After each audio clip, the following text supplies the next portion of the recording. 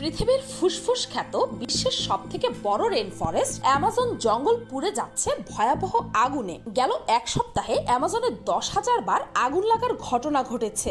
Satellite থেকে পাওয়া ছবিতে দেখা যাচ্ছে দাবানলে বনের ঠিক মাঝখানে বিশাল অংশ জুড়ে বৃত্তাকার হয়ে চারপাশে ছড়িয়ে পড়ছে আগুন।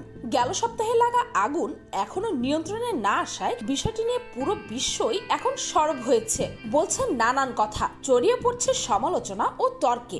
একদিকে পড়ছে অ্যামাজন আর অন্যদিকে বিশ্ব নেতাদের তর্ক যেন থামছেই না। আন্তর্জাতিক গণমাধ্যমগুলোর অভিযোগ, ব্রাজিলের ডানপন্থী প্রেসিডেন্ট জাইর বোলসোনারো আগুন নিয়ন্ত্রণে কার্যকর পদক্ষেপ নিচ্ছেন না। পৃথিবীর বায়ুমণ্ডলে থাকা অক্সিজেনের 20% আসে অ্যামাজন থেকে। তাহলে এই আগুনের ফলে পৃথিবীর ক্ষতির পরিমাণ কতটুকু তা কি কারো জানা আছে? জানা নেই, তবে বলার আছে অনেক কিছুই। আগুন লেগেছে অ্যামাজনে, ভয়াবহ আগুন। দিনে দিনে সেই আগুনে পুড়ে কয়লা হচ্ছে শত সহস্র বর্গ মাইলের চিরহরিৎ বন। প্রাণ বাঁচাতে আগুনের মুখে ছুটছে অবলা প্রাণীকুল, না পেরে পড়ে থাকছে অঙ্গার হয়ে। কিন্তু কোনোভাবে নিয়ন্ত্রণ করা যাচ্ছে না সেই আগুন। ঠান্ডা মাথায় এখন বসুন, কেননা জানার আছে অনেক তথ্য। ভিডিওটির সাথে থাকুন।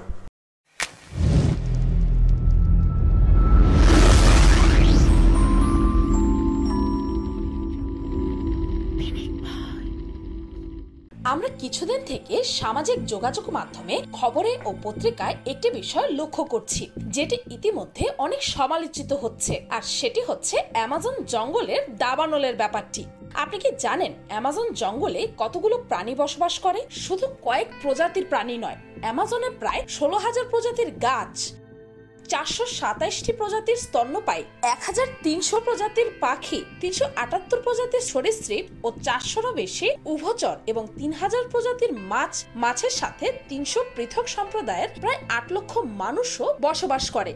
গাছপালার সাথে পশু পাখি এবং মানুষও পড়ছে। অসংখ্য ঘরবাড়ি ক্ষতিগ্রস্ত হচ্ছে, সাথে হারিয়ে যাচ্ছে অনেক প্রাণীর বাসস্থান। এবার অ্যামাজনে আগুন লাগার পেছনে একটি রহস্যজনক কারণ খুঁজে পেয়েছেন বিজ্ঞানীরা, আর আজকের ভিডিওটিতে আমরা সেটা নিয়ে আলোচনা করব। অ্যামাজনে প্রায় 200 সেন্টিমিটার বৃষ্টিপাত হয়, কিন্তু শুধুমাত্র 2019 সালেই অ্যামাজন জঙ্গলের ব্রাজিল অংশে 78,155টি আগুনের ঘটনা ঘটেছে। আর্দ্র এই জঙ্গলে এত বেশি পরিমাণ আগুনের ঘটনা সংগঠিত হচ্ছে কেন? দাবানল। একটি রেন ফরেস্টে এত বেশি দাবানলের ঘটনা মোটেও যুক্তিযুক্ত নয়। জুলাই থেকে অক্টোবর পর্যন্ত অ্যামাজন অঞ্চল শুষ্ক থাকে। এই সময়গুলোতে আগুন লাগার ঘটনা নতুন কিছু না, তবে এবছর আগুন লাগার ঘটনা নজিরবিহীন। বর্তমানে 2,500-রও বেশি স্থানে আগুন জ্বলেছে। পরিবেশ বিজ্ঞানীরা অ্যামাজন জঙ্গলে আগুন লাগার 3টি কারণ চিহ্নিত করেছে। প্রথম কারণ, বন উজাড়। ঘরবাড়ি সহ বিভিন্ন স্থাপনা নির্মাণের উদ্দেশ্যে মানুষ গাছপালা কেটে বন উজাড় করছে। কেটে ফেলা গাছ নিশ্চিহ্ন করার সব থেকে ভালো কৌশল কিছুদিন রোদে শুকিয়ে গাছগুলোকে আগুনে পুড়িয়ে ফেলা, আর সেই আগুনই ছড়িয়ে পড়েছে আশপাশের জঙ্গলে। দ্বিতীয় কারণ, কৃষি উৎপাদন। কৃষি জমি ও গবাদি পশু চারণভূমি তৈরি করতে জঙ্গলে সরাসরি আগুন ধরিয়ে দিচ্ছে মানুষ।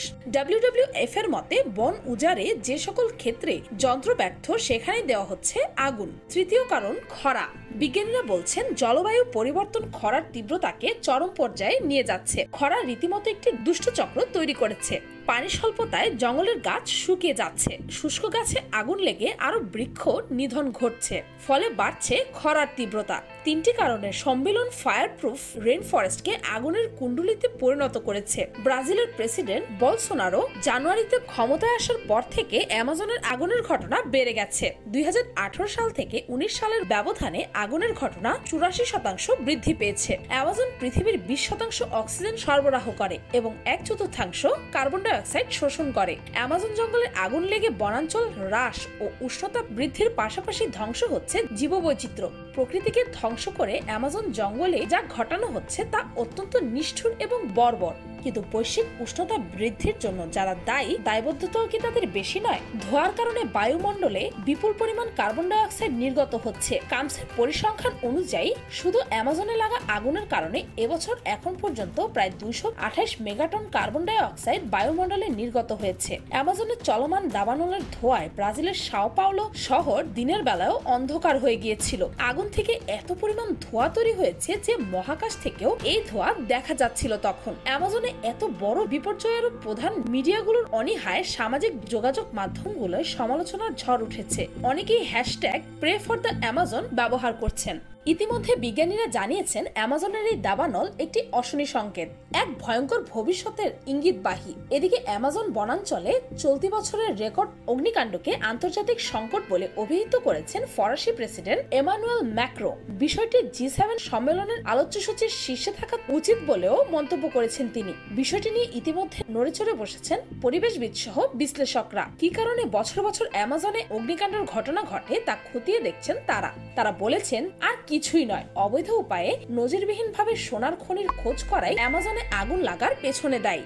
9 দেশে বিস্তৃত অ্যামাজনের 245টি এলাকায় 2312টি অবৈধ খনি রয়েছে বলে জানিয়েছে অ্যামাজন সোশিও এনভায়রনমেন্টাল। এসব খনি থেকে স্বর্ণ উত্তোলনের লোভেও এর বাণিজ্য বিস্তারে অ্যামাজন ঘিরে বেড়ে উঠেছে বহু সভ্য জনপদ।